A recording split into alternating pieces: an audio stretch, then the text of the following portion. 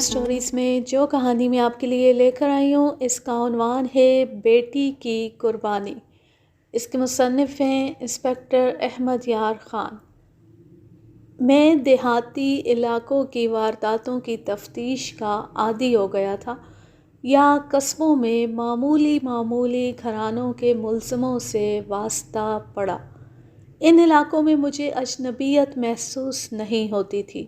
ان لوگوں کے رہن سہن، رسم و رواج اور ان کی فطرت اور عادات کو بھی اچھی طرح سمجھتا تھا کیونکہ میں خود انہی لوگوں میں سے ہوں۔ دیہاتی علاقہ راولپنڈی ضلع کا ہو یا وسطی ہندوستان کا، وہاں کے رہنے والوں کی فطرت اور معاشرتی قواعد و ضوابط ایک جیسے ہوتے ہیں۔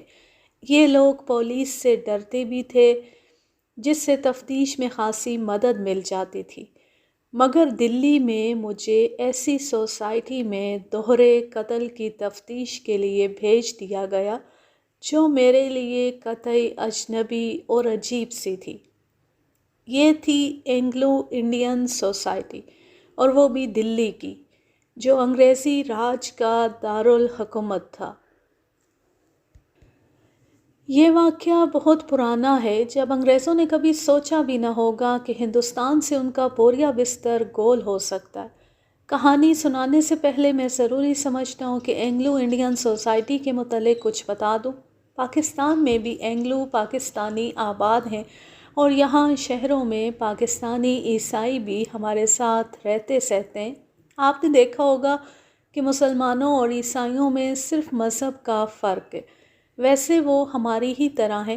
وہ پاکستان کو ہی اپنا وطن سمجھتے ہیں، ہمارے گھریلو اور اجتماعی دکھ درد میں شریک ہوتے ہیں۔ وہ مسلمانوں کو اور مسلمان انہیں اپنا بھائی سمجھتے ہیں۔ لہٰذا میں جب اینگلو انڈین کے متعلق بات کروں تو یہ نہ سمجھیے گا کہ اس میں اینگلو پاکستانی بھی شامل ہیں۔ انگریزوں نے جب ہندوستان میں اپنی حکومت مضبوط کر لی تو وہ ہندوستانیوں میں اٹھنے بیٹھنے لگے۔ انہوں نے اپنے مذہب کو بہت فروغ دیا۔ بعض انگریزوں نے خوبصورت ہندوستانی لڑکیوں کو عیسائی بنا کر ان سے شادیاں کر لیں، اور بعض انگریز عورتوں نے ہندوستانی مردوں سے شادیاں کر کے انہیں عیسائی بنا لیا۔ ان کی اولاد گورے رنگ کی تھی۔ یہ لوگ اینگلو انڈین کہلائے۔ یہ اولاد جوان ہوئی تو اپنے آپ کو پورا انگریز اور ہندوستان کا بادشاہ سمجھنے لگی۔ یہ نسل ہندوستانیوں سے اسی طرح نفرت کرنے لگی جس طرح انگریز کرتے تھے، لیکن اس کی فطرت میں ہندوستانی پن بھی موجود تھا۔ انگریزوں کا رویہ ان کے حق میں اچھا نہیں تھا۔ برطانیہ کی سوسائٹی انہیں ہندوستانی ہی کہتی تھی وہاں، اور ہندوستان بھی۔ انگریز سوسائٹی نے ان انگریز مردوں اور عورتوں کو پسند نہ کیا جنہوں نے ہندوستانیوں کے ساتھ شادی کی تھی اور کرتے تھے۔ اس طرح یہ صورت پیدا ہو گئی کہ اینگلو انڈین تو ہندوستانیوں سے دور رہتے تھے کیونکہ وہ اپنے آپ کو ہندوستانیوں کا بادشاہ سمجھتے تھے، اور دوسری طرف انگریز اینگلو انڈین کو اچھی نگاہ سے نہیں دیکھتے تھے کیونکہ انگریز انہیں ہندوستانی سمجھتے تھے۔ مگر اینگلو انڈین انگریزوں کے ساتھ ہی اٹھتے بیٹھتے تھے۔ ان کی لڑکیوں کے رنگ گورے اور نقش اچھے ہوتے تھے، اس لیے ان لڑکیوں کو انگریز سوسائٹی میں مقبولیت حاصل تھی۔ ان دیسی میموں کی بدولت ان کے خاوندوں، بھائیوں اور باپوں کو انگریز سوسائٹی میں اٹھنے بیٹھنے کی اجازت مل جاتی تھی۔ البتہ انگریزوں نے ترقی اور عہدوں میں انہیں ہندوستانیوں پر ہمیشہ ترجیح دی۔ ان میں ایسے گھرانے بھی تھے جنہوں نے اپنی خاندانی عزت اور وقار کو سنبھالے رکھا۔ اس پرانے دور کے اینگلو انڈین انگریزوں کی طرح رہتے سہتے تھے۔ ان کی کوٹھیاں، بنگلے اور کوارٹر عام ہندوستانیوں سے الگ تھلگ تھے۔ وہ شراب پیتے، مغربی ناچ ناچتے اور ہر لحاظ سے انگریزوں کی نقل کرتے تھے۔ عام طور پر ان کی اخلاقی حالت قابل تعریف نہیں تھی۔ واقعہ یوں ہوا کہ ایک اینگلو انڈین مرد رابرٹ اور ایک اینگلو انڈین عورت مسز فرانسس کو کسی نے اکٹھے قتل کر دیا۔ دونوں مسز فرانسس کے بیڈ روم میں رات کو قتل ہوئے۔ مسز فرانسس کا خاوند فرانسس سرکاری دورے پر دلی سے باہر گیا ہوا تھا۔ متعلقہ تھانہ تفتیش کر رہا تھا۔ رابرٹ اور فرانسس مرکزی حکومت میں افسر تھے۔ اس کے علاوہ کچھ اور وجوہات بھی تھیں جن کی بنا پر تفتیش اس تھانے سے لے کر ایک انگریز پولیس انسپکٹر LB ڈبگن کے حوالے کر دی گئی اور اس کے ساتھ مجھے بھی لگا دیا گیا۔ مجھ میں خرابی یا خوبی یہ تھی کہ میں انگریزی بول اور سمجھ سکتا تھا۔ اس دور میں انگریزی زبان عام نہیں ہوئی تھی۔ اس طرح یہ تفتیش CIA کے سپرد ہوئی۔ واردات کو کم و بیش 20 روز گزر گئے تھے۔ ڈبگن بڑا ہی تیز ترار اور غیر معمولی قابلیت کا پولیس انسپکٹر تھا۔ اردو روانی سے بولتا تھا، ہندوستانی ذہنیت، فطرت اور نفسیات کو بڑی اچھی طرح سمجھتا تھا، ڈیوٹی اور ڈسپلن کا سخت پابند، قانون کا احترام، مذہب کے احترام کی حد تک کرتا تھا۔ میں کہتا ہوں کہ انگریز پولیس افسروں جیسی خوبیاں پاکستان کے پولیس افسروں میں پیدا ہو جائیں تو یہاں جرائم کی یہ بھرمار نہ رہے اور لوگ امن اور چین کی نیند سوئیں۔ ہم نے تھانے کے انچارج سے واردات کے متعلق معلومات حاصل کیں۔ اس نے جو کاغذات تیار کیے اور جو برآمدگیاں کی تھی وہ لی۔ ہم نے دیکھا کہ 20 دنوں میں اس نے اتنا کام نہیں کیا تھا جتنا 20 دنوں میں ہونا چاہیے تھا۔ اس نے یہ عذر پیش کیا کہ مقتولہ کا خاوند فرانسس تعاون نہیں کرتا۔ فرانسس خوش تھا کہ اس کی بیوی قتل ہو گئی ہے۔ ڈبگن نے یہ عذر قبول نہ کیا۔ اس سب انسپکٹر کا نام جگ موہن سنگھ تھا۔ وہ ہندو راجپوت تھا۔ راجپوتی اور تھانے داری کے رعب میں رہتا اور کام کم کرتا تھا۔ قتل کی واردات اس طرح ہوئی کہ فرانسس نام کا ایک اینگلو انڈین جس کی عمر 40 سال سے کچھ اوپر تھی، سرکاری بنگلہ نما کوارٹر میں رہتا تھا۔ وہ سرکاری دورے پر گیا ہوا تھا۔ گھر میں اس کی بیوی رہ گئی تھی۔ فرانسس کا کوئی بچہ نہیں تھا۔ یہ اس کی دوسری بیوی تھی۔ اس کی عمر قتل کے وقت 25-26 سال تھی۔ پہلی بیوی مر گئی تھی، اس سے بھی کوئی بچہ نہ تھا۔ دوسری شادی کو 2 سال گزر گئے تھے۔ فرانسس دورے پر گیا تو گھر میں بیوی اکیلی تھی۔ نوکر صرف خانسامہ تھا۔ اسی کی بیوی گھر میں جھاڑ پونچھ اور چھوٹے موٹے کام کرتی تھی۔ یہ میاں بیوی رات کو کام سے فارغ ہو کر اپنے گھر چلے جاتے تھے۔ فرانسس جس روز دورے پر گیا اسے اگلی صبح خانسامہ نے مسز فرانسس کے لیے بیڈ ٹی تیار کی۔ بیڈ روم کے دروازے پر دستک دی تو اندر سے کوئی جواب نہ ملا۔ خانسامہ نے اس صبح یہ دیکھا کہ مسز فرانسس جو صبح سویرے جاگنے کی عادی تھی ابھی تک سوئی ہوئی تھی۔ خانسامہ اس خیال سے انتظار کرتا رہا کہ صاحب دورے پر چلے گئے ہیں، اس لیے میم صاحب ذرا دیر سے اٹھے گی۔ اس نے 15 منٹ بعد ذرا زور سے دستک دی۔ اب بھی اندر خاموشی تھی۔ اس نے نصف گھنٹے بعد تازہ چائے تیار کی کیونکہ پہلی چائے ٹھنڈی ہو چکی تھی۔ اب کے بھی اسے دستک کا جواب نہ ملا۔ بیڈ روم کے اندر جھانکنے کے لیے کوئی جگہ نہیں تھی۔ خانسامہ باورچی خانے میں چلا گیا۔ سورج نکل آیا۔ مسز فرانسس اتنی دیر تک کبھی نہیں سوئی تھی۔ اتنے میں خانسامہ کی بیوی اپنا کام کرنے کے لیے آ گئی۔ وہ بھی حیران ہوئی کہ میم صاحب ابھی تک نہیں جاگی۔ وہ اپنے کام کے سلسلے میں بنگلے کے پچھلے برآمدے میں سے گزری تو فرش پر اسے لال رنگ کے دھبے نظر آئے۔ اس رنگ پر چیونٹیاں اکٹھی ہو گئی تھی۔ یہ دراصل جوتیوں کے نشان تھے۔ رنگ جوتیوں کے ساتھ لگا ہوا تھا۔ برآمدے میں اسی جگہ ایک کمرے کی کھڑکی تھی جس میں شیشے لگے ہوئے تھے۔ چٹخنی اوپر یا نیچے کی بجائے درمیان میں تھی۔ وہیں سے ایک شیشہ ٹوٹا ہوا تھا، مگر سب انسپکٹر جگ موہن کے بیان کے مطابق اس نے جب اس جگہ کا معائنہ کیا تو اسے شیشے کے ٹکڑے نہیں ملے، جس سے یہ ثابت ہوتا تھا کہ یہ شیشہ توڑا نہیں گیا، پہلے سے ٹوٹا ہوا تھا۔ خانسامہ سے جب ہم نے پوچھا تو اس نے جواب دیا تھا کہ اسے معلوم نہیں کہ یہ شیشہ کب اور کیسے ٹوٹا تھا، البتہ اس کی بیوی نے بتایا کہ پہلے کا ٹوٹا ہوا تھا۔ وہ ہر روز جھاڑ پونچھ کرتی تھی۔ اندر کی طرف کھڑکی کے ساتھ پردہ لٹکا ہوا تھا۔ یہ کمرہ فرانسس کا گھریلو دفتر یا اسٹڈی روم تھا۔ اس کے اور بیڈ روم کے درمیان ایک دروازہ تھا۔ خانسامہ کی بیوی نے دیکھا کہ کھڑکی کا ایک کواڑ ذرا سا کھلا ہوا ہے۔ یہ کھڑکی بند رہتی تھی۔ یہ عورت اتنی عقل مند نہیں تھی کہ اسے کچھ شک ہوتا۔ وہ اپنے کام میں لگ گئی۔ تقریباً 1 گھنٹہ گزر گیا۔ تب خانسامہ نے اپنی بیوی سے کہا کہ میم صاحب بیمار ہوگی۔ بیڈ روم کے دروازے کی اندر سے چٹکنی چڑھی ہوئی تھی۔ خانسامہ کی بیوی نے اسے بتایا کہ پچھلے برآمدے کی طرف کھڑکی کھلی ہوئی ہے۔ خانسامہ نے بیوی سے کہا کہ میم صاحب اکیلی ہے، تم اس کھڑکی سے اندر جاؤ اور بیڈ روم میں جھانک کر دیکھو۔ دونوں میاں بیوی اس طرف چلے گئے۔ خانسامہ نے برآمدے کے فرش پر لال نشان دیکھے تو اسے کچھ شک ہوا۔ برآمدے سے 10-12 قدم دور 1.5 گز اونچی دیوار تھی جو بنگلے کے چاروں طرف تھی۔ یہ 10-12 قدم جگہ پھولوں کی کیاریاں تھیں۔ خانسامہ کو شک ہوا کہ برآمدے میں جوتوں کے نشان ہیں۔ اس نے 2 کیاریوں کے درمیان کچی مٹی پر بھی نشان دیکھے، وہاں ان کے ساتھ لال نشان نہیں تھے۔ خانسامہ نے اپنی بیوی کو نہ بتایا کہ اسے کچھ شک ہے۔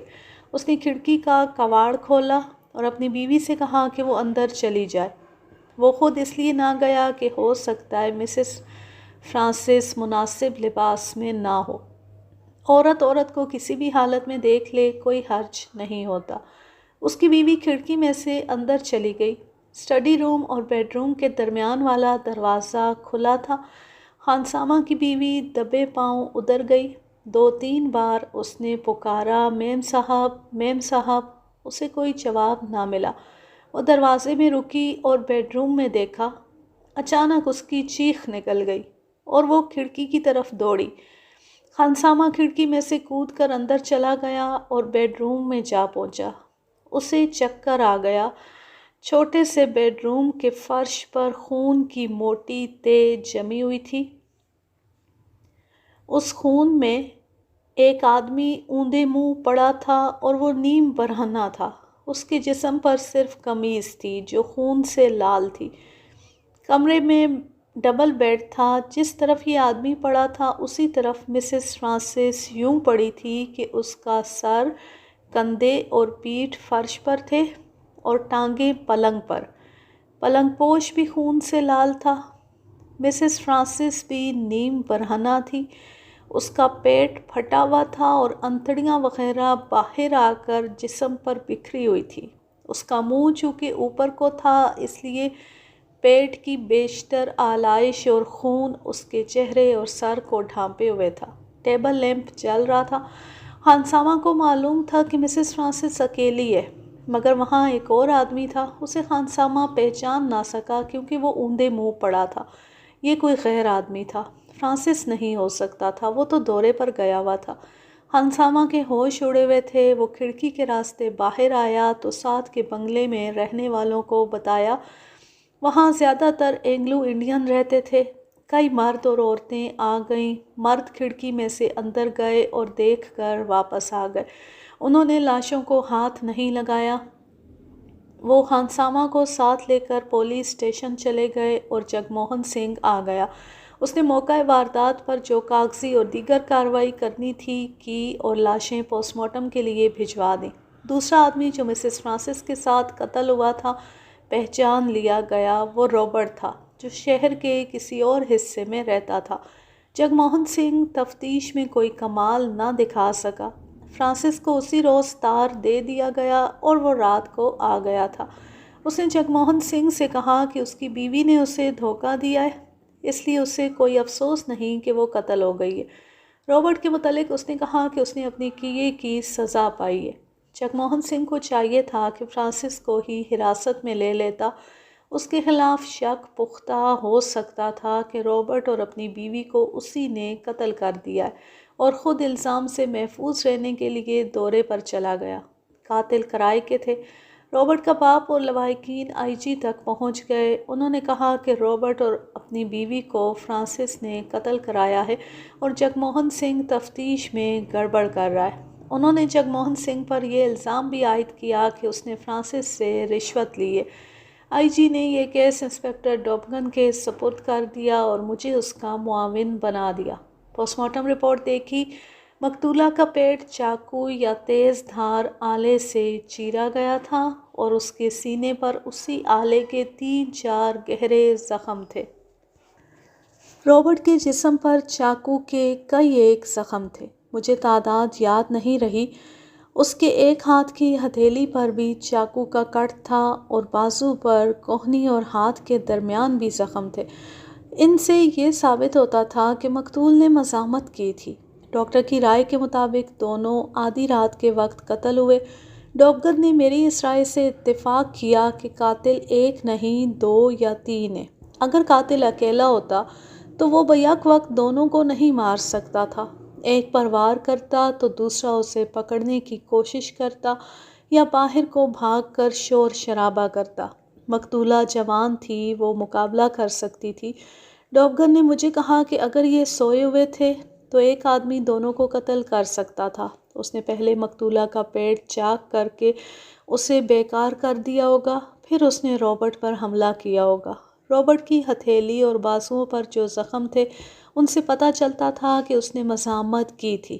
بہرحال قاتلوں کی تعداد جتنی بھی تھی یہ ہمارے لیے کوئی مسئلہ نہیں تھا، صرف ایک قاتل ہاتھ آ جانے سے سب کی نشاندہی ہو سکتی تھی۔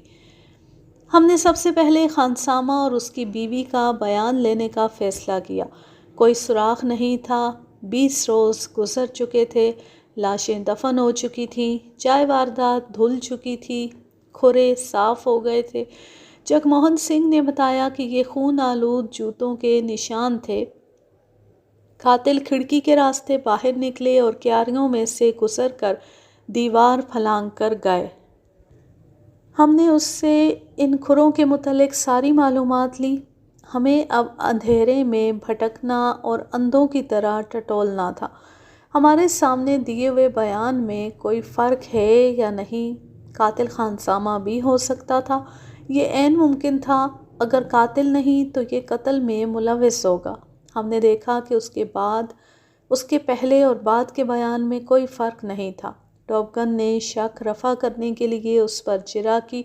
میں نے بھی بہت خریدا، لیکن یہ آدمی بے گناہ تھا یا بہت چالاک۔ اس کے بعد ہم نے رابرٹ کے متعلق پوچھنا شروع کیا۔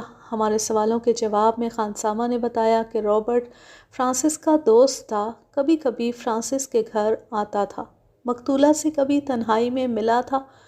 میں گھر میں کام کرتا ہوں، باہر کے متعلق میں کچھ بھی نہیں بتا سکتا۔ ہم گھر کی بات کر رہے ہیں۔ کبھی ایسا ہوا ہے کہ فرانسس صاحب قتل کی رات کی طرح کہیں باہر گئے ہوئے ہوں اور رابرٹ مسز فرانسس کے پاس آیا ہو؟ خانسامہ گھبرا گیا۔ میری حوصلہ افزائی سے اس نے کہا، تقریباً 6 مہینے گزرے۔ فرانسس صاحب دورے پر گئے ہوئے تھے۔ میں صبح سویرے بیڈ ٹی لے کر گیا، دروازہ اندر سے بند نہیں تھا، ہاتھ لگایا تو کھل گیا۔ میں بیڈ روم میں داخل ہوا۔ مسز فرانسس کو اکیلے ہونا چاہیے تھا، لیکن وہ اکیلی نہیں تھی۔ رابرٹ بھی ڈبل بیڈ پر سویا ہوا تھا۔ میں نے روزمرہ کی طرح ٹیبل لیمپ چلایا تو مسز فرانسس ہڑبڑا کر اٹھی۔ رابرٹ کی بھی آنکھ کھل گئی۔ میم صاحب نے مجھے کہا کہ چائے رکھ کر چلے جاؤ۔ میں باہر آ گیا۔ کوئی 10 منٹ بعد رابرٹ بہت تیزی سے اندر سے نکلا اور چلا گیا۔ میم صاحب نے مجھے بلایا اور 10 روپے کا نوٹ دے کر کہا کہ فرانسس صاحب کو اور کسی اور کو پتہ نہ چلے کہ رابرٹ صاحب یہاں سویا تھا۔ ہم غریب لوگ ہیں حضور، 10 روپے ہمارے لیے بڑی رقم ہے۔ میں آج یہ بات آپ کو بتا رہا ہوں، اپنی بیوی سے بھی کبھی ذکر نہیں کیا تھا۔ رابرٹ صاحب رات کو کس وقت مسز فرانسس کے پاس آیا تھا؟ میں نے اسے آتے نہیں دیکھا۔ میں رات 10-11 بجے کے درمیان اپنے گھر چلا جاتا ہوں۔ رابرٹ کے علاوہ کوئی اور بھی مسز فرانسس کے پاس رابرٹ کی طرح کبھی آیا تھا؟ میں نے کسی اور کو کبھی دیکھا نہیں۔ اس کے بعد رابرٹ فرانسس کی غیر موجودگی میں آتا رہتا ہوگا۔ اب تو تم ان کے رازدار بن گئے تھے۔ اس کے بعد رابرٹ نہیں آیا۔ اس کے بعد میں نے اسی بیڈ روم میں اس کی لاش دیکھی۔ تم بتا سکتے ہو کہ فرانسس کو رابرٹ اور مسز فرانسس کی دوستی پر کبھی شک ہوا تھا؟ تم میاں بیوی کی اندرونی باتوں سے واقف نہیں ہوگے۔ اگر ان میں کبھی لڑائی جھگڑا ہوا ہو تو یہ تو تمہیں معلوم ہوگا۔ لڑائی جھگڑا تو اسی روز ہو گیا تھا جس صبح میں نے رابرٹ کو میم صاحب کے بیڈ روم میں سوتے دیکھا تھا۔ فرانسس صاحب بتا گیا تھا کہ 3 روز بعد آئے گا، لیکن وہ دوسری دن آ گیا۔ وہ دوپہر کے کھانے سے تھوڑی دیر پہلے آیا تھا۔ کچھ دیر بعد اس نے مجھے اندر بلایا اور ایک سگریٹ کیس مجھے دکھا کر پوچھا کہ یہ کس کا ہے۔ یہ بڑا خوبصورت اور قیمتی سگریٹ کیس تھا۔ میں نے جواب دیا کہ مجھے معلوم نہیں کہ یہ کس کا ہے۔ پھر اس نے مجھ سے پوچھا کہ رابرٹ صاحب یہاں آیا تھا۔ میں نے جواب دیا کہ میں نے اسے اس بنگلے میں نہیں دیکھا۔ فرانسس صاحب نے مجھے دھمکی دی کہ تم جھوٹ بول رہے ہو، یہ سگریٹ کیس رابرٹ صاحب کا ہے، میں اسے اچھی طرح پہچانتا ہوں۔ میں جو جواب دے چکا تھا اسی پر قائم رہا اور فرانسس صاحب کی منت کی کہ اپنے معاملات میں مجھ غریب کو نہ گھسیٹے۔ اتنے میں میم صاحب دوسرے کمرے سے آ گئی۔ معلوم ہوتا تھا کہ ان دونوں میں سگریٹ کیس پر جھگڑا ہو چکا ہے۔ میم صاحب نے فرانسس صاحب کو غصے سے دیکھا۔ اس غریب کی جان نہ کھاؤ، میرے ساتھ بات کرو، وہ یہاں نہیں آیا تھا۔ اگر تمہیں میرے چال چلن پر شک ہے تو مجھے طلاق دے دو۔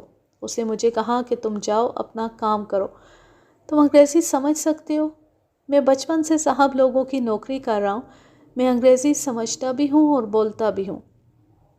اس نے غلط نہیں کہا تھا۔ انگریزوں اور اینگلو انڈین صاحبوں کے گھروں میں کام کرنے والے خانسامے اور بیرے وغیرہ ان پڑھ ہوتے ہوئے بھی روانی سے انگریزی بولتے تھے۔ فرانسس اور اس کی بیوی کا جھگڑا کہاں ختم ہوا؟ مجھے باہر نکال دیا گیا تھا۔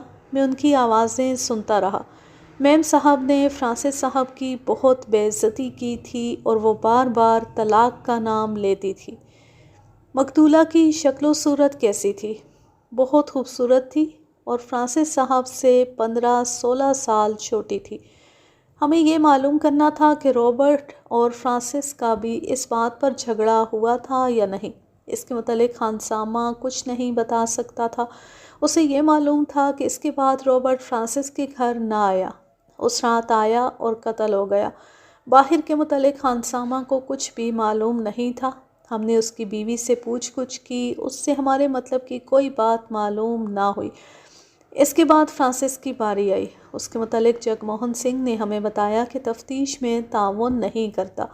دراصل جگموہن سنگھ اس کے رعب تلے آ گیا تھا کیونکہ فرانسس ایک تو اینگلو انڈین تھا، دوسرے وہ مرکزی حکومت کا افسر تھا۔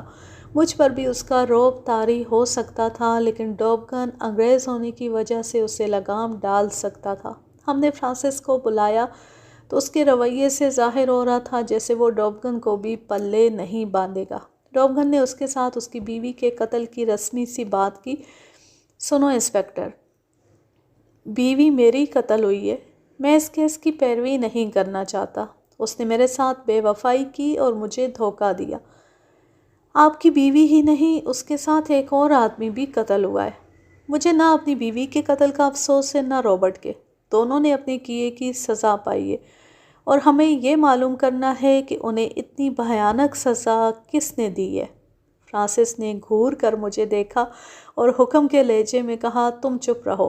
اسے مجھے ہندوستانی اور اپنا غلام سمجھ کر چپ رہنے کو کہا۔ وہ صرف انگریز انسپکٹر سے بات کرنا چاہتا تھا۔ میں اردو نہیں انگریزی بول رہا تھا۔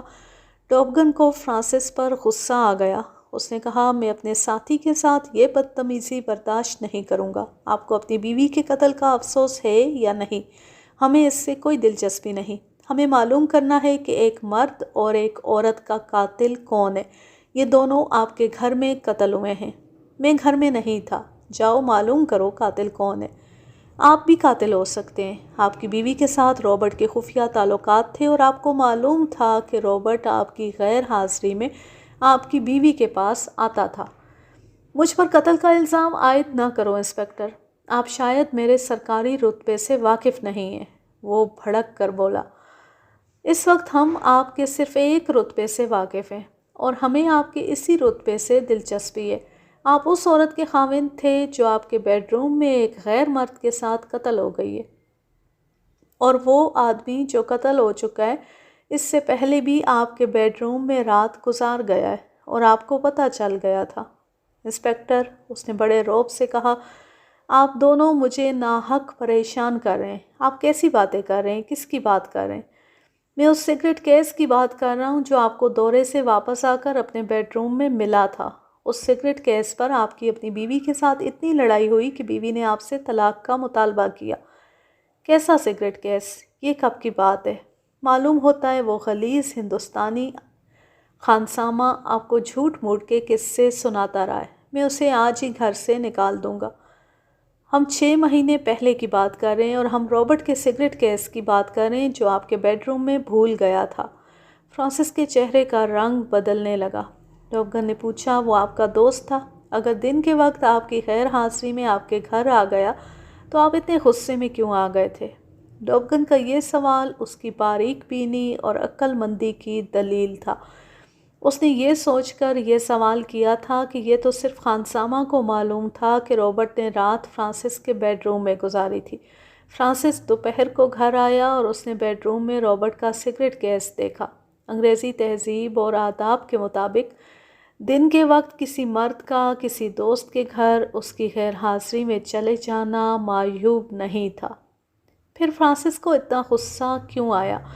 کیا اسے شک تھا کہ رابرٹ اور اس کی بیوی کا درپردہ دوستانہ ہے؟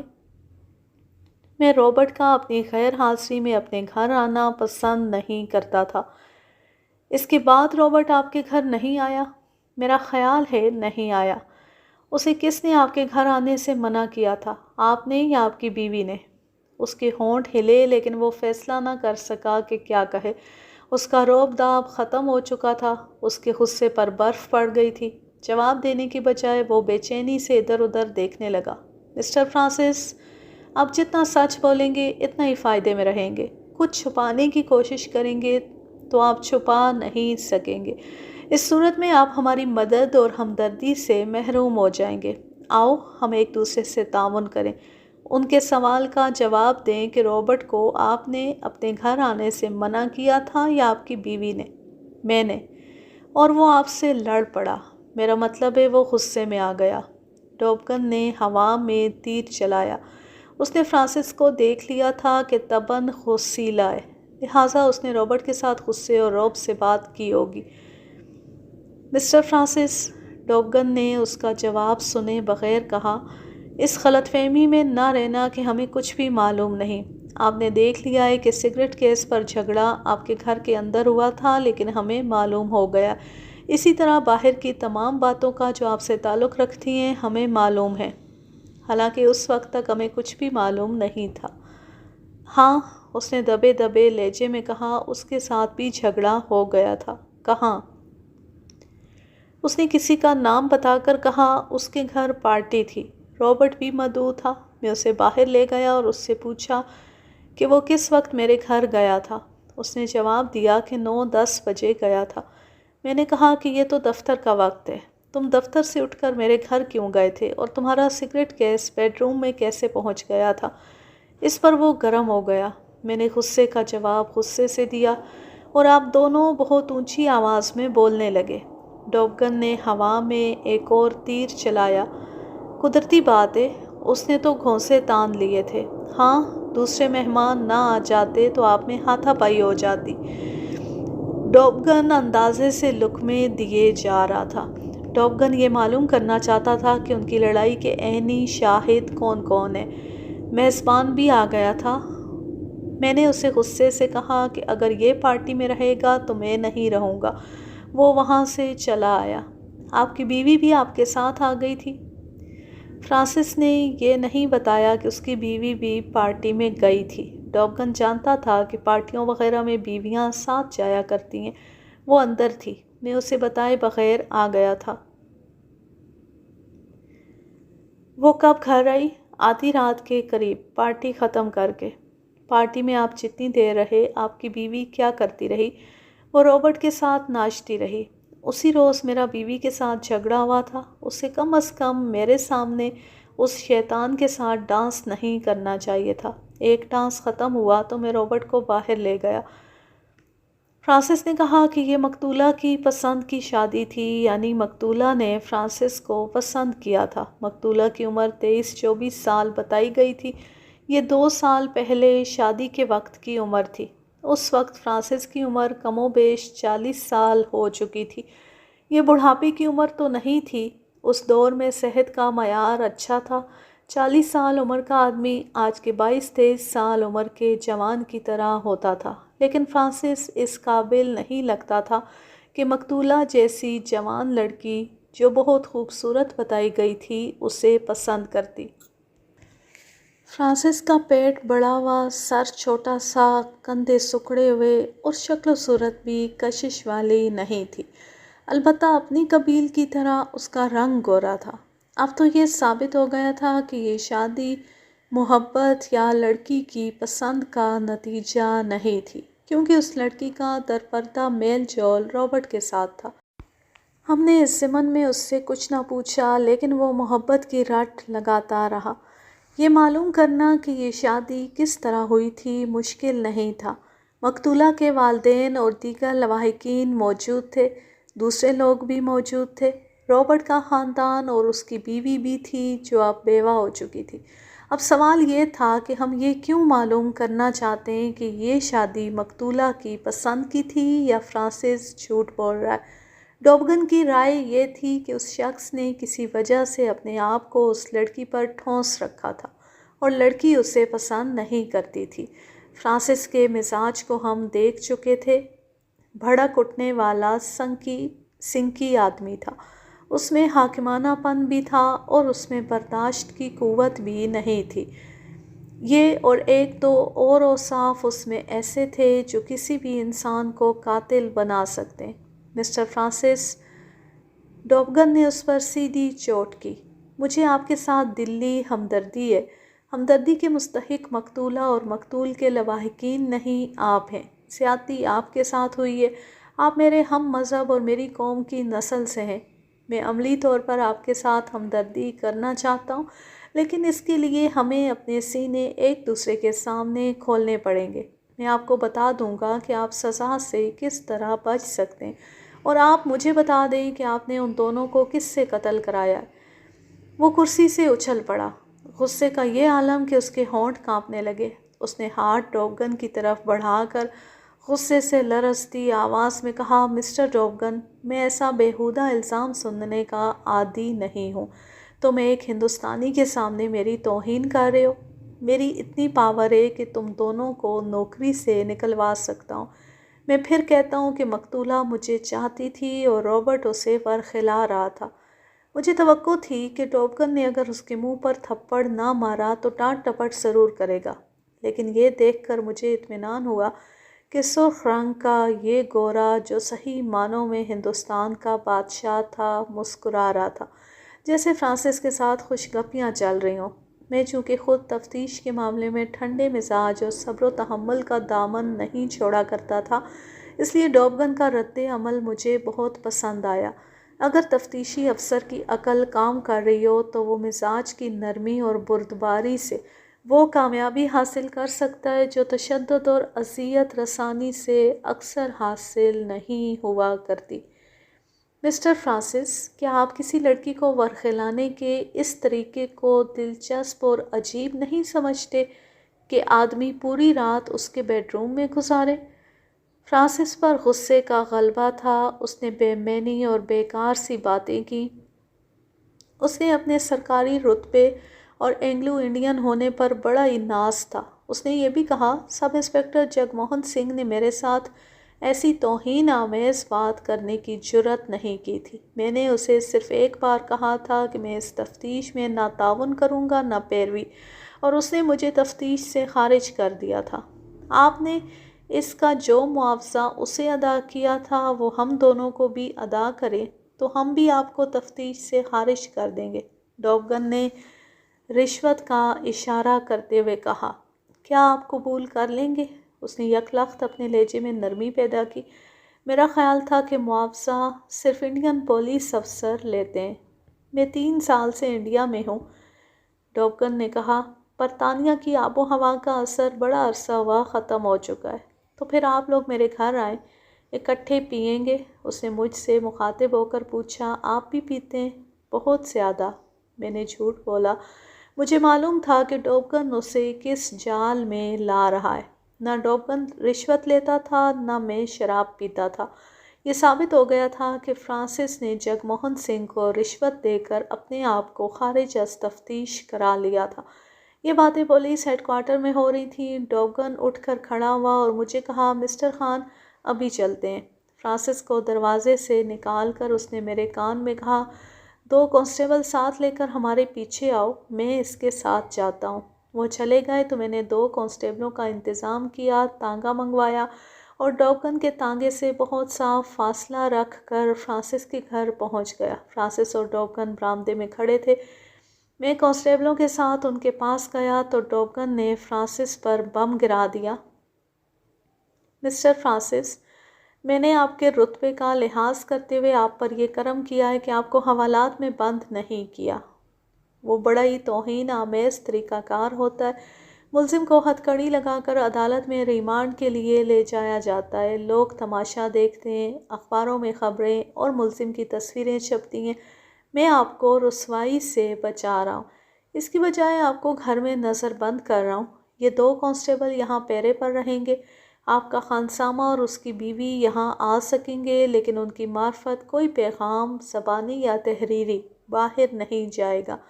آپ برآمدے سے نیچے قدم نہیں رکھ سکیں گے۔ ان احکام کی ذرا سی بھی خلاف ورزی آپ کو حوالات میں بند کرا دے گی۔ مسٹر ڈوگن، فرانسس نے دبی ہوئی آواز میں کہا، آپ مجھ سے مذاق کر رہے ہیں؟ میں آپ کو معاوضہ دینے یہاں لایا تھا، مگر میں نے یہ نہیں بتایا تھا کہ میں معاوضہ کس شکل میں لوں گا۔ میرا معاوضہ یہ ہے کہ آپ اپنے گھر میں آرام اور اطمینان سے رہیں اور ٹھنڈے دل سے سوچ کر مجھے تفصیل بتا دیں کہ آپ نے اپنی بیوی اور اس کے آشنا کو کس طرح قتل کرایا ہے۔ میں قاتل نہیں ہوں۔ یہ آپ سے کس نے کہا ہے کہ آپ قاتل ہیں؟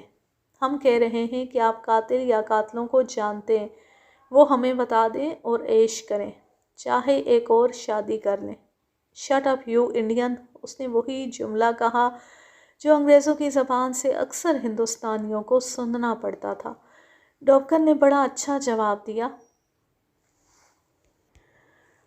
آئی would rather shut you up, اور اس نے کانسٹیبلوں کو اردو زبان میں ہدایات دینی شروع کر دیں کہ وہ بنگلے پر کس طرح پہرا دیں۔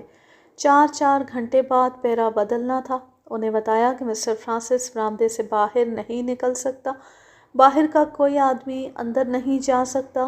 خانسامہ کو بلا کر اسے بھی احکامات سنائے گئے اور کانسٹیبلوں سے کہا گیا کہ فرانسس صاحب گڑبڑ کریں یا بدتمیزی سے پیش آئیں تو دونوں کانسٹیبل کسی کے حکم کا انتظار کیے بغیر انہیں پکڑ کر متعلقہ تھانے کی حوالات میں بند کر دیں۔ اپنے دفتر میں آ کر ڈوگن نے پہلا کام یہ کیا کہ سب انسپکٹر جگ موہن سنگھ کے خلاف رشوت خوری اور تفتیش میں مجرمانہ غفلت کی رپورٹ لکھی اور اس کی معطلی کے احکام جاری کرائے۔ اس کی دیدہ و دانستہ غفلت معمولی نہیں تھی۔ آگے چل کر آپ دیکھیں گے کہ اس نے انتہائی اہم اور بڑی واضح سراغ نظر انداز کیے جو کوئی اناڑی پولیس افسر بھی یوں ڈھٹائی سے نظر انداز نہیں کر سکتا۔ ڈوگن نے مجھے اپنے پاس بٹھا لیا، کہنے لگا کہ ہمیں اب غور کرنا ہے کہ قتل کا باعث کیا تھا اور دونوں کس طرح قتل ہوئے۔ ہم نے ان سوالوں کو سامنے رکھا اور غور کیا۔ نمبر 1، یہ شادی کیسے ہوئی؟ یہ لڑکی کی پسند کی شادی نہیں ہو سکتی۔ نمبر 2، رابرٹ شادی شدہ تھا، اس کی بیوی دونوں کو قتل کرا سکتی ہے، بیوی کے بھائی ہوں گے۔ نمبر 3، مقتولہ نے کسی اور کے ساتھ دوستانہ گانٹھ رکھا ہوگا، اس نے دیکھا کہ اس کا تعلق رابرٹ کے ساتھ بھی ہے تو اس نے ان دونوں کو قتل کر دیا۔ نمبر 4، قتل کا باعث ڈاکہ یا چوری نہیں تھا، گھر سے کوئی چیز چوری نہیں ہوئی تھی۔ نمبر 5، خانسامہ بھی واردات میں ملوث ہو سکتا ہے۔ نمبر 6، کیا فرانسس نے ہی دونوں کو قتل کرایا ہے؟ نمبر 7، قتل کا باعث کچھ اور بھی ہو سکتا ہے، یہ بھی ہو سکتا ہے کہ رابرٹ کے ساتھ کسی اور کی دشمنی کسی اور وجہ سے ہو اور اس نے رابرٹ کو قتل کرنے کے لیے فرانسس کے بیڈ روم کو بہترین جگہ سمجھا ہو۔ پولیس کو گمراہ کرنے کے لیے یہ جگہ موزوں تھی۔ مقتولہ کو اس نے اس لیے قتل کیا ہوگا کہ کوئی گواہ نہ رہے اور اس لیے بھی کہ پولیس فرانسس کو قاتل سمجھے۔ ہمارا سب سے پہلا اور سب سے زیادہ پختہ شک فرانسس پر ہی تھا، اس نے کرائے کے قاتل استعمال کیے ہوں گے۔ ہم نے یہ بھی ذہن میں رکھا کہ جس ظالمانہ طریقے سے چاقوؤں یا خنجروں سے دونوں کو قتل کیا گیا تھا، اس سے معلوم ہوتا تھا کہ یہ پیشہ ور قاتلوں کا کام ہے۔ قاتل اگر عام شہری ہوتے تو وہ اناڑیوں کی طرح ایک ایک دو وار کر کے بھاگ جاتے۔ میں نے ڈوبگن سے کہا کہ میں زبردستی کی شادی کو خارج از بحث سمجھتا ہوں کیونکہ انگریزی اور اینگلو انڈین سوسائٹی میں رشتے والدین طے نہیں کیا کرتے۔ شادی لڑکی اور لڑکے کی پسند اور محبت سے ہوتی ہے۔ ڈوبگن نے کہا کہ ہوتا ایسے ہی ہے، لیکن اینگلو انڈین آخر انڈین ہے، ان میں کبھی کبھی والدین کی مرضی سے بھی شادیاں ہوتی ہیں۔ والدین ہندوستان کی دوسری قوموں کی طرح کسی مجبوری کے تحت یا پیسے کے لالچ میں آ کر یا کسی اور ناگزیر وجہ کی بنا پر جوان لڑکی کسی بوڑھے کے حوالے کر دیتے ہیں۔ فرانسس اور مقتولہ کی شادی بھی کسی ایسی مجبوری کا نتیجہ معلوم ہوتی ہے۔ ڈوبگن نے اس شک کا بھی اظہار کیا تھا کہ رابرٹ کی بیوی نے یا بیوی کے بھائیوں نے رابرٹ اور مقتولہ کو قتل کرایا ہوگا، کیونکہ دونوں انہیں دھوکہ دے رہے تھے۔ میں نے ڈوبگن سے کہا کہ دیہاتی علاقے میں ایسی وارداتیں ہوئی ہیں کہ کوئی آدمی کسی غیر عورت سے تعلقات پیدا کر لے تو اس آدمی کی بیوی یا بھائی یا جس عورت کے ساتھ اس نے تعلقات پیدا کیے اس کے بھائی وغیرہ اس آدمی کو یا عورت کو یا دونوں کو قتل کر دیتے۔ کیا اینگلو انڈین سوسائٹی میں جہاں مرد اور عورت مادر پدر آزاد ہوتے ہیں، کسی عورت کے بھائی اتنے غیرت مند ہو سکتے ہیں کہ قتل کا ارتکاب کریں؟ یہ ممکن ہے۔ ڈوبگن نے کہا اس امکان کو نظر انداز نہیں کیا جا سکتا۔ بھائی نہ صحیح، اگر عورت انتقام پر اتر آئے تو 2 کی بجائے 10 آدمیوں کو بھی قتل کر سکتی ہے اور کروا بھی سکتی ہے۔ مسٹر خان، آپ نے اس امکان پر غور نہیں کیا کہ رابرٹ کی عمر 27-28 سال تھی، اس کی بیوی کی عمر اس سے 2-4 سال کم ہوگی۔ رابرٹ مقتولہ کو ناجائز حد تک چاہنے لگا تھا، لہٰذا اپنی بیوی سے کھچا کھچا رہتا ہوگا۔ اس کی بیوی نے انتقاماً کسی اور سے دل لگا لیا ہوگا اور اسے کہا ہوگا کہ رابرٹ کو ختم کرو اور ہم شادی کر لیں گے۔ فرانسس کے بنگلے کے دائیں اور بائیں اسی طرح کے بنگلے تھے اور پیچھے بھی۔ پچھلے اور اگلے بنگلوں کے درمیان 10-12 گز فاصلہ تھا۔ یہ ایک قسم کا کچا راستہ تھا۔ آج کل وہاں یہ بنگلے نہیں ہوں گے، ہو سکتا ہے کئی منزلہ فلیٹ یا کوٹھیاں بن گئی ہوں، اور اس جگہ کو دیکھوں تو شاید میں اب اسے پہچان بھی نہ سکوں۔ واردات کے زمانے میں یہ علاقہ وسیع میدان تھا جس میں یہ بنگلے اور ان جیسے چھوٹے کوارٹر نما بنگلے بکھرے ہوئے تھے۔ وہاں درخت بھی خاصے تھے۔ یہ جگہ گنجان آبادی سے ہٹی ہوئی تھی۔ یہاں سب اینگلو انڈین اور ہندوستانی عیسائی رہتے تھے۔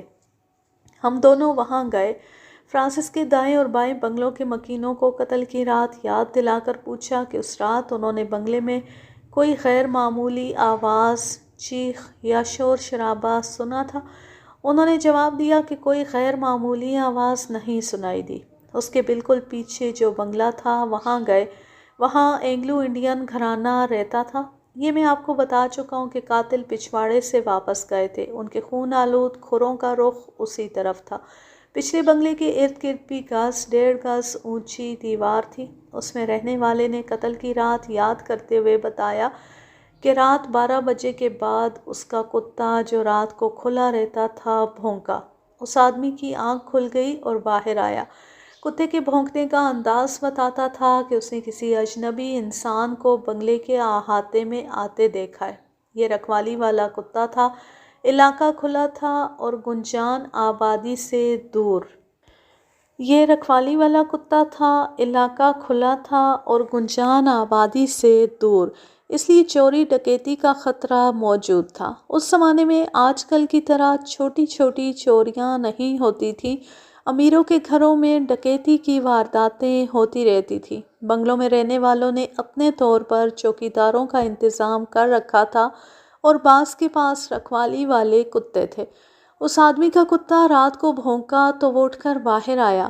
چاندنی رات تھی۔ اس نے دیکھا کہ اس کا کتا پھاٹک کے اندر کھڑا بھونک رہا تھا اور ایک تانگا پھاٹک سے ذرا دور جا رہا تھا۔ ذہن پر اور زور دیں، تانگا پھاٹک کے سامنے رکا اور چلا تھا یا آ رہا تھا اور گزر گیا؟ میں نے یہ سوال اس لیے پوچھا کہ اس بنگلے کا پھاٹک فرانسس کے بنگلے کے بالکل پیچھے تھا۔ مجھے یہ خیال آ گیا تھا کہ قاتل تانگے پر آئے، تانگا یہاں رکا، قاتل اندر گئے، اپنا کام کر کے واپس آئے، تانگے میں بیٹھے اور تانگا چل پڑا۔ اس نے ذہن پر زور دیا۔ آدمی ذہین معلوم ہوتا تھا۔ بہت دیر یاد کرتے کرتے اس نے کہا، معلوم ہوتا تھا کہ تانگا رکا رہا، پھر چلا، کیونکہ میں جب باہر آیا تو گھوڑے کے قدموں کی آواز تھوڑی تھی، پھر رفتار تیز ہوئی اور یہ آوازیں مجھے سنائی دیتی رہیں۔ تانگا بہت تیز ہو گیا تھا۔ میں پھاٹک تک گیا اور چوکیدار کو پکارا، وہ یہیں قریب ہی تھا۔ اس سے پوچھا کہ تانگا کہاں رکا تھا، اس میں کون آیا تھا۔ چوکیدار نے بتایا کہ وہ کسی بنگلے کا نمبر بتا رہے تھے۔ مجھے یہ نمبر اب یاد نہیں رہا۔ چوکیدار نے مجھے بتایا کہ وہ غلط جگہ آ گئے تھے اور اس نے انہیں واپس بھیج دیا ہے۔ یہاں ایک ہی چوکیدار ہے؟ دو ہیں، ایک مسلمان ہے، دوسرا گورکھا۔ دونوں نے علاقے بانٹ رکھے ہیں۔ ہمارے علاقے والا مسلمان ہے۔ اس بستی کے تمام مکین بری طرح ڈرے ہوئے تھے۔ ایک ہی بار 2 قتل معمولی واردات نہیں تھی۔ اس ڈر کا یہ فائدہ تھا کہ تفتیش میں وہ بہت تعاون کرتے تھے۔ ڈوبگن نے اس صاحب سے رابرٹ، فرانسس اور مقتولہ کے متعلق پوچھا۔ اس نے ناک سکیڑ کر کہا، اس گھر میں یہی کچھ ہونا تھا۔ فرانسس گھٹے ہوئے مزاج کا آدمی ہے، ایک غریب گھرانے سے اسے یہ لڑکی مل گئی تھی۔ رابرٹ بدگماش آدمی تھا، اتنی خوبصورت بیوی کو چھوڑ کر یہاں آتا تھا، ایسے ہی چوری چھپے آتا تھا۔ کئی بار رات کو اس گھر میں آتے اور نکلتے دیکھا گیا ہے۔ فرانسس تو کہتا ہے کہ مقتولہ اسے بہت چاہتی تھی۔ اس آدمی کی میم صاحب پاس ہی کھڑی تھی۔ اس نے لمبی ہاں ہاں کی اور بولی، اس خبیث کو تو ہمارا کتا بھی پسند نہ کرتا تھا۔ اس کی دونوں بیویاں خوش قسمت تھیں کہ مر گئیں۔ یہ شادی کیسے ہوئی تھی؟ ہم سب حیران ہیں۔ ہم اتنا ہی جانتے ہیں کہ لڑکی غریب خاندان کی تھی اور بہت خوبصورت۔ میں تو یہی کہوں گا کہ شادی کے بہانے سے اس نے یہ لڑکی خریدی تھی۔ آپ نے تانگے کا ذکر اس تھانے دار سے کیا تھا جس نے پہلے تفتیش کی تھی؟ اس نے ہم سے پوچھا ہی نہیں۔ ہم نے از خود بتانا مناسب نہ سمجھا۔ اس سے مسلمان چوکیدار کا ٹھکانہ معلوم کر کے ایک کانسٹیبل سے کہا کہ اسے ہمارے دفتر لے آئے۔ میں اور ڈوبگن یہ رائے لے کر وہاں سے چلے کہ واردات میں تانگا استعمال ہوا ہے، اور یہ بھی کہ یہ کرائے کے قاتل تھے اور یہ فرانسس کے بلائے ہوئے تھے۔ اب دیکھنا یہ تھا کہ چوکیدار کو ان میں سے کسی کا چہرہ یاد ہے۔ چاندنی تھی، چہرے یاد رکھنا مشکل تھا۔ یہاں تانگے کے متعلق یہ ذہن میں رکھیں کہ وہ زمانہ کاروں اور موٹر سائیکلوں کا نہیں، تانگوں کا تھا۔ تانگے پر بھی کوئی روپے پیسے والا ہی سوار ہوتا تھا، سائیکل کسی قسمت والے کو نصیب ہوتی تھی۔ چوکیدار کے متعلق میں نے پہلے سوچا ہی نہیں تھا۔ شہروں میں چوری اور ڈکیتی کی اکثر وارداتیں چوکیداروں کو ساتھ ملا کر کی جاتی تھیں۔ دوہرے قتل کی اس واردات میں بھی جب چوکیدار کا ذکر آیا تو میرے کان کھڑے ہو گئے۔ میں نے ڈوبگن کو بتایا کہ اکثر وارداتوں میں چوکیدار بھی استعمال ہوتے ہیں۔ ڈوبگن نے کہا، میں جانتا ہوں، 3 سال سے ہندوستان میں ہوں، اس سے پہلے چوکیدار میرے ذہن میں آیا ہی نہیں تھا۔ چوکیدار آ گیا۔ دلی کے گرد و نواح کا رہنے والا سابق فوجی تھا، اپنے آپ کو پٹھان کہتا تھا، ادھیڑ عمر آدمی تھا۔ میں نے اسے پولیس کی شکی نگاہوں سے دیکھا، جسم کا پھرتیلا تھا۔ اس سے جب باتیں ہوئیں تو پتہ چلا کہ جسم کی نسبت زبان کا زیادہ تیز ہے۔ اسے قتل کی رات یاد دلا کر پوچھا کہ اس تانگے میں کون آیا تھا۔ اس نے بتایا کہ کوئی دیسی تھے، یعنی ہندوستانی تھے۔ اس نے کوئی نمبر بتا کر کہا کہ اس بنگلے کی تلاش میں تھے۔ میں نے پوچھا کہ اگر ان میں سے کوئی اس کے سامنے آئے تو وہ اسے پہچان لے گا؟ اس نے کہا کہ نہیں پہچان سکے گا۔ میں نے اس سے بہت سی باتیں پوچھیں۔ اس کے جوابوں سے معلوم ہوا کہ وہ رات بھر جاگتا ہے، آتے جاتے لوگوں کو دیکھتا رہتا ہے۔ اسے معلوم تھا کہ فرانسس دورے پر گیا ہوا تھا اور گھر میں اس کی بیوی اکیلی ہے۔ میرے پوچھنے پر اس نے بتایا کہ فرانسس دورے پر جاتے اسے کہہ گیا تھا کہ اس کے گھر کا خیال رکھے، اور اس نے گھر کا خیال رکھا۔ میں نے اس سے پوچھا کہ قتل کی رات اس نے فرانسس کے گھر کسی کو جاتے یا آدھی رات کے وقت وہاں سے کسی کو نکل کر جاتے دیکھا تھا؟ اس نے نفی میں جواب دیا اور یہ بھی کہا، صاحب لوگ اور ان کی میمیں رات دیر تک آتی رہتی ہیں، میں صرف مشکوک آدمیوں پر نظر رکھتا ہوں۔ قتل کی رات تم کہاں تھے؟ تم جھوٹ بولتے ہو کہ ساری رات جاگتے رہتے ہو۔ اس رات گورکھا چوکیدار چھٹی پر تھا، اس کی طبیعت ٹھیک نہیں تھی۔ میں نے اسے کہا تھا کہ تم 1-2 راتیں چھٹی کر لو، میں تمہارے علاقے کا خیال رکھوں گا۔ قاتل اسی وقت آئے ہوں گے جب میں گورکھے کے علاقے میں چلا گیا تھا۔ اس نے بہت سی باتیں کی، اس نے افسوس اور شرم کا اظہار بھی کیا کہ اس کے علاقے میں قتل کی واردات ہو گئی ہے۔ میں نے اور ڈوبگن نے اس پر بہت جرح کی۔ اس نے بڑے اچھے جواب دیے، وہ نہ گھبرایا ہوا تھا نہ ڈرا ہوا۔ اس نے ہمارا شک رفع کر دیا۔ ڈوبگن نے مقتولہ کے والدین سے ملنے کا پروگرام بنایا۔ میں نے اسے مشورہ دیا کہ اس کے والدین جھوٹ بول سکتے ہیں، پہلے کہیں اور سے معلوم کیا جائے کہ یہ شادی ہوئی کیسے۔ ڈوبگن کی نظر گہری تھی، وہ اپنی اور اینگلو انڈین برادری کے رسم و رواج سے واقف تھا۔ اس نے کہا کہ اس پادری سے ملتے ہیں جس نے شادی کرائی تھی۔ پادری کا نام پتہ معلوم کر لیا گیا اور ہم پادری کے ہاں گئے۔ یہ ذہن میں رکھیں کہ ہماری شادیاں کس طرح ہوتی ہیں۔ یوں بھی ہوتا ہے کہ لڑکی نہ ہاں کہتی نہ اس کے منہ سے نہ نکلتی ہے، اور یہ کہہ دیا جاتا ہے کہ لڑکی نے اس لڑکے کو قبول کر لیا۔ لڑکی گٹھڑی بنی ہوئی ہوتی ہے، وہ ہاں یا نہ میں سر ہلائے تو بھی پتہ نہیں چلتا۔ عیسائیوں کے ہاں یوں نہیں ہوتا۔ گرجے میں لڑکی اور لڑکا پادری کے سامنے کھڑے ہوتے ہیں، لڑکی کا چہرہ بھی ننگا ہوتا ہے، مہمان دیکھ رہے ہوتے ہیں، پادری بلند آواز سے ایجاب و قبول کراتا ہے، لڑکی اور لڑکے کی آواز سب کو سنائی دیتی ہے۔ ہم پادری سے ملے، وہ خالص انگریز تھا۔ ڈوبگن نے اپنا اور میرا تعارف کرایا اور ملاقات کا مدعا بیان کیا۔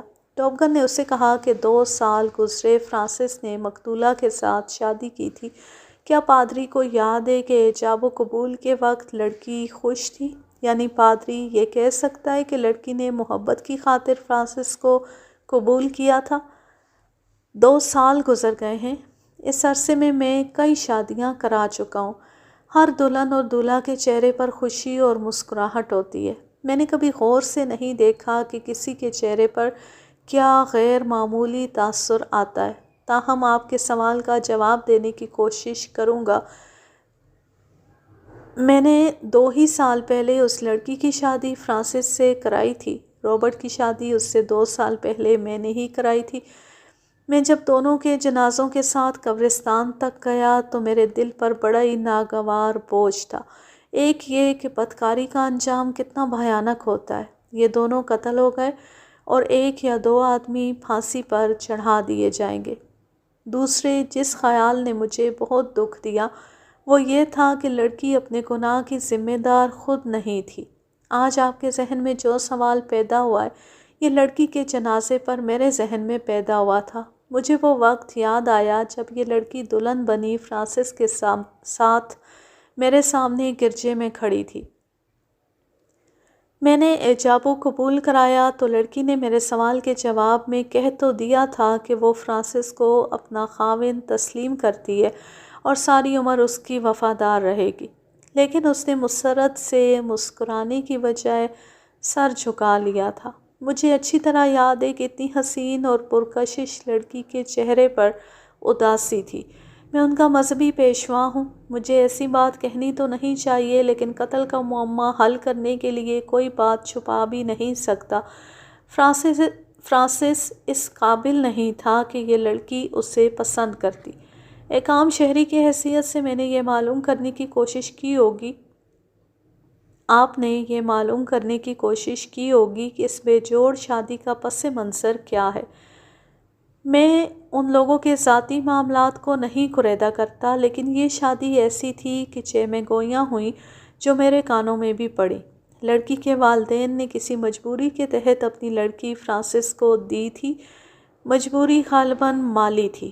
فرانسس اس خاندان پر چھا گیا تھا۔ یہ بھی سننے میں آیا تھا کہ لڑکی کا باپ دفتر میں غبن کے جرم میں دھر لیا گیا تھا، لیکن اسے کوئی سزا نہ ملی۔ معاملہ غالباً دب دبا گیا تھا۔ اس واقعے کے بعد فرانسس کی شادی اس لڑکی کے ساتھ ہوئی تھی۔ ڈوبگن نے مجھے مینی خیز نظروں سے دیکھا۔ میں نے یہ بات ذہن میں محفوظ کر لی۔ آپ تک کبھی کوئی ایسی بات پہنچی ہے کہ رابرٹ کی کسی کے ساتھ دشمنی تھی؟ نہیں، البتہ رابرٹ اچھی شہرت کا آدمی نہیں تھا۔ اور مقتولہ کے چال چلن کے متعلق آپ کی کوئی رائے؟ جیسی سب اینگلو انڈین لڑکیاں ہوتی ہیں، میں سند نہیں دے سکتا کہ اس کا چال چلن اچھا تھا، اور میں اسے برا بھی نہیں کہہ سکتا۔ ان لوگوں میں یہ خرابی ہے کہ اپنے آپ کو مکمل برطانوی انگریز سمجھتے ہیں۔ اس کوشش میں وہ اپنے وطن کی تہذیب کو فراموش کر بیٹھے۔ میں انہیں کہا کرتا ہوں کہ تمہارا مذہب عیسائیت اور تمہارا وطن ہندوستان ہے۔ اپنی تہذیب سے نفرت نہ کرو اور سچے عیسائی بنو، مگر یہ لوگ سچے عیسائی بننے کے بجائے انگریز بننے کی کوشش کرتے اور گمراہ ہوتے ہیں۔ مقتولہ کے متعلق آپ شاید وثوق سے نہیں بتا سکتے کہ چال چلن کی اچھی تھی یا بری۔ نہیں، اس کی شادی سے پہلے اور بعد میں مجھے بعض افراد نے شکایت کے لہجے میں کہا تھا کہ اس لڑکی کے تعلقات ایک مسلمان امیر زادے کے ساتھ ہیں۔ اگر آپ کو برا لگے تو مجھے معاف کر دینا۔ اس نے میری طرف دیکھ کر کہا، جس طرح آپ پسند نہیں کرتے کہ آپ کے مذہب کی لڑکی ہمارے مذہب کے کسی آدمی کے ساتھ محبت کرے، اسی طرح ہمارے ہاں بھی یہ معیوب سمجھا جاتا ہے کہ عیسائی لڑکی کسی غیر مذہب کے آدمی کے ساتھ تعلقات رکھے۔ میں نے دل میں اسے معاف کرتے ہوئے کہا، آپ اس امیر زادے کا نام بتا سکتے ہیں؟ نہیں، میں نے اس لڑکی سے کہا تھا کہ وہ غیر مذہب کے کسی آدمی کے ساتھ دوستی نہ لگائے۔ اس نے مجھے صاف الفاظ میں بتایا تھا کہ اس آدمی کے ساتھ اس کی محبت پاک صاف ہے اور وہ اسے عیسائی بنا کر اس کے ساتھ شادی کرے گی۔ یہ اس کی شادی سے پہلے کا ذکر ہے۔ اس نے کہا تھا کہ یہ مسلمان اپنا مذہب چھوڑنے کے لیے تیار ہے۔ میں نے اسے یہ بھی کہا تھا کہ تم جذبات میں آ کر اپنا مذہب چھوڑ بیٹھو گی۔ اس نے کہا تھا کہ وہ عیسائی نہ ہوا تو وہ اس آدمی کو دل سے اتار دے گی۔ اس کے بعد اس کی شادی فرانسس کے ساتھ ہو گئی۔ میرا خیال تھا کہ ہم پادری کے پاس آ کر محض وقت ضائع کریں گے، لیکن یہاں سے کام کے سراغ مل گئے ہیں۔ مجھے یقین ہونے لگا ہے کہ ہم اسی راستے پر جا رہے ہیں جس پر قاتل بھاگا جا رہا ہے۔ اب ہمیں مقتولہ کے والدین کے پاس جانا چاہیے۔ میرا خیال ہے کہ مقتولہ کی شادی اس لیے فرانسس کے ساتھ کر دی گئی تھی کہ وہ اس مسلمان امیر زادے سے ہٹ جائے۔ اس صورت میں لڑکی اس مسلمان کے ساتھ فرار ہو سکتی تھی۔ مسلمان امیر زادے کی محبت والا قصہ ضمنی اور غیر اہم لگتا ہے۔ شام کھانے کے بعد ہم مقتولہ کے والد کے گھر کا اتا پتہ لے کر وہاں پہنچ گئے۔ وہ فرانسس کے گھر سے دور رہتا تھا۔ اس کا گھر دیکھ کر ہی جان گئے کہ غریب آدمی ہے۔ وہ بھی اینگلو انڈین تھا، 3 کمروں کے مکان میں رہتا تھا۔ ہمیں اس نے جس کمرے میں بٹھایا وہاں کا فرنیچر اس کی مالی مجبوریوں کی داستان سنا رہا تھا۔ وہ اپر گریڈ کلرک تھا۔ اولاد اتنی زیادہ تو نہیں تھی، لیکن پینے پلانے اور اپنے آپ کو انگریز ثابت کرنے میں تنخواہ ختم ہو جاتی تھی۔ اس کا بیٹا کوئی نہیں، 3 لڑکیاں تھیں۔ مقتولہ سب سے بڑی تھی۔ مقتولہ کی ماں کو دیکھا، بڑھاپے میں بھی خوبصورت لگتی تھی۔ مقتولہ کی چھوٹی بہنوں کو دیکھا تو اندازہ ہوتا تھا کہ مقتولہ اگر ان سے کم حسین تھی تو بھی بہت حسین ہوگی۔ ادھر ادھر کی باتیں کر کے ڈوگن نے مقتولہ کے باپ سے پوچھا کہ انہیں کسی پر شک ہے۔ اس نے کسی پر شک کا اظہار نہ کیا۔ فرانسس قتل کرا سکتا ہے؟ نہیں، فرانسس ایسا کام نہیں کر سکتا۔ کیا آپ کی بیٹی نے واقعی فرانسس کو پسند کر کے اس کے ساتھ شادی کی تھی؟ ہاں، وہ ایک دوسرے کو بہت چاہتے تھے۔ پھر آپ کی بیٹی رابرٹ کو کب سے چاہنے لگی؟ اس میں تو کوئی شک نہیں رہا کہ رابرٹ آپ کی بیٹی کے بیڈ روم میں مارا گیا ہے۔ یہ ایک سکینڈل معلوم ہوتا ہے، قصہ کچھ اور معلوم ہوتا ہے۔ ہماری بیٹی بے گناہ مار دی گئی ہے۔ آپ کے خبن کے کیس کا کیا بنا تھا؟ ڈوگن نے اچانک پوچھا۔ اس آدمی کے چہرے کا رنگ اڑ گیا۔ ڈوگن نے اسے جواب دینے کی مہلت نہ دی اور پوچھا، فرانسس کے اثر و رسوخ سے شاید آپ کے جرم کو دفن کر دیا گیا تھا۔ وہ خالی خالی نظروں سے ڈوگن کی طرف دیکھنے لگا۔ ہم اس کیس کی تمام تفصیل آپ کے دفتر سے معلوم کر لیں گے۔ اگر آپ نے کوئی بات چھپانے کی کوشش کی تو ہم اس کیس کو زندہ کر کے انکوائری شروع کرا دیں گے۔ اس وقت قتل کی واردات کی تفتیش کر رہے ہیں۔